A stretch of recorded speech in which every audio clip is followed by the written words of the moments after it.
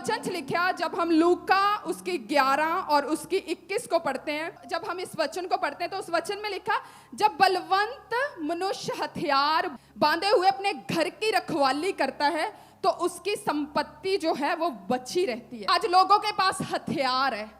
प्रार्थना एक स्ट्रॉन्ग हथियार है उस शैतान के खिलाफ। वचन एक स्ट्रॉन्ग हथियार है उस शैतान के खिलाफ। वर्शिप करना एक स्ट्रॉन्ग हथियार है उस शैतान के खिलाफ।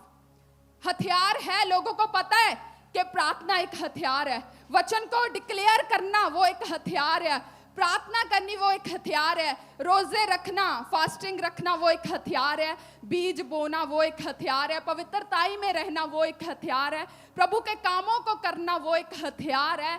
लेकिन हथियार होने के बाद भी लोग उस हथियार को नहीं चला रहे, इसीलिए उनकी जिंदगियों में ऐसे कोई भी शैतान आ गया, कभी भी उनको ऐसे भरमा के चला जाता है। आपको पता है आपके पास कितने स्ट्रॉन्ग हथियार है? आपको पता है प्रार्थना एक इतना जबरदस्त हथियार है ना, आप मारते हो शैतान के ऊपर, शैतान ऐसे भागता है यीशु मसीह के सामर्थी नाम में। एक व्यक्ति कहते, वचन में लिखा है, जब वो ऐसे हथियार बांधे हुए अपने घर की रखवाली करता है।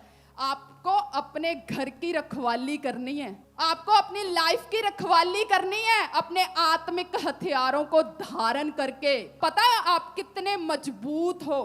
परमेश्वर ने जो आपको सामर्थ दी है उसके द्वारा आप सब कुछ कर सकते हो। प्रभु ने कहा, जो तुझ में है वो बड़ा है, जो उसके पास है वो बड़ा नहीं है। जो तेरे अंदर सामर्थ है पहाड़ों को हिलाने की, वो बड़ी है। जो शैतान तेरे सामने मुंह ऐसे खोलता है वो बड़ा नहीं है। तेरे पास जो ताकत है वो बड़ी है। इसलिए उन हथियारों को चलाना सीखो। चलाना है उन हथियारों को। आपने प्रार्थना करनी है, आपने लगातार। उस हथियार को ऐसे नहीं है कि पता है हथियार है। अगर कोई व्यक्ति उसको पता है उसके पास हथियार है, अगर कोई दुश्मन आ जाए तो वो उसको पता ही नहीं है हथियार कैसे चलाना है, तो वो तो क्या होगा, उसका सामना ही नहीं कर पाएगा, वो ऐसे घायल हो जाएगा, मर जाएगा।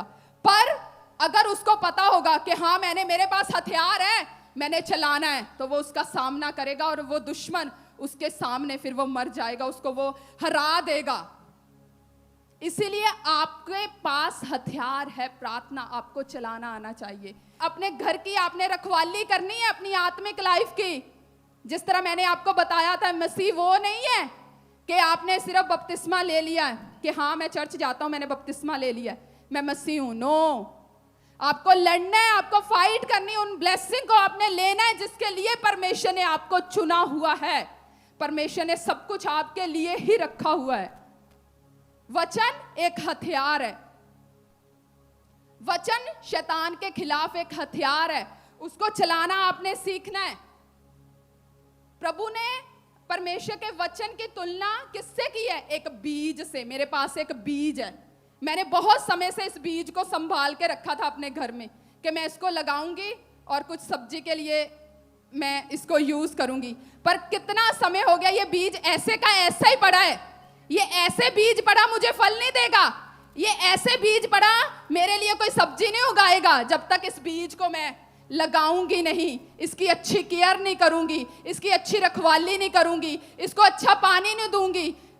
अदरवाइज ये बीज ऐसे का ऐसे पड़ा है। ये अभी आपके सामने खोल के लेके आई हूं। ये बीज 2-3 महीने हो गए ऐसे ही पड़ा है ये बीज। अब इसको बोऊंगी तो ये फल लेके आएगा और ये इस्तेमाल होगा। इसी तरह जो वचन है परमेश्वर का, ये हथियार है, इसको चलाना सीखो। ये हथियार है, बैठे बैठे कुछ नहीं होगा। वचन परमेश्वर ने कहा, परमेश्वर ने इसकी तुलना एक बीज से की है। आपको पता होना चाहिए, जब आप वचन को बोते हैं, उसकी अच्छी केयर करते हैं, तो वो जो वचन है परमेश्वर का, वो आपके जीवनों में बड़े कामों को करता है। इसलिए उस हथियार को यूज करना सीखो, तो आप देखोगे अपने जीवनों में नई नई फसलों को लगते हुए, नई नई ब्लेसिंग को आप अपनी लाइफ में रिसीव करोगे फिर प्रभु यीशु मसीह के सामर्थी नाम में। इसलिए चौकसी करो अपनी आत्मिक लाइफ की, अलर्ट हो जाओ अपने उन हथियारों के लिए, उस शैतान का मुंह तोड़ जवाब देने के लिए खड़े हो जाओ।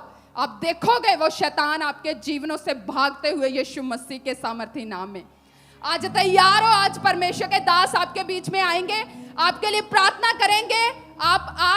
लेकिन उससे पहले आपने वायदा करना है इन हथियारों को चलाने के लिए। आज आपने वायदा करना है प्रार्थना करने के लिए। यहाँ पे चर्च में आपने वायदा करना है कि हाँ प्रभु, जो कुछ भी हो गया, मैं आज मैं इस चीज के लिए क्षमा मांगता हूं, लेकिन आज से परमेश्वर मेरे जीवन के ऊपर दया कर। आज से फिर से मैं एक नई शुरुआत करता हूं। आप देखोगे जब आप डिसीजन लोगे नई शुरुआत करने का, तो आप देखोगे अपने जीवन में नई ब्लेसिंग को एंटर होते हुए यीशु मसीह के सामर्थ्य नाम में। अपने काम को पूरा करो। परमेश्वर तो तैयार है अपने काम को पूरा करने के लिए। क्या आप तैयार हो? क्या आप अपने रोल को पूरा करते हो? दानियल ने, जब हम दानियल की स्टोरी को पढ़ते हैं तो परमेश्वर ने कहा, जब तूने प्रार्थना करने के लिए मन ही लगाया, जब तूने प्रार्थना करनी शुरू ही की, तभी से मैंने तेरी प्रार्थना का उत्तर जो था वो भेज दिया था। ये नहीं है आपने एक टॉपिक के लिए एक बार प्रार्थना की और आप निराश हो गए। नो, बस समझ लो, जब आपने प्रार्थना की, कुछ मांगा, जो यहाँ पे आपने रिसीव किया, तो समझ लो उसका उत्तर आ चुका है। बस मुझे उसके लिए फाइट करनी है और मैं फाइट करूंगा और जीतूंगा यीशु मसीह के सामर्थ्य नाम में।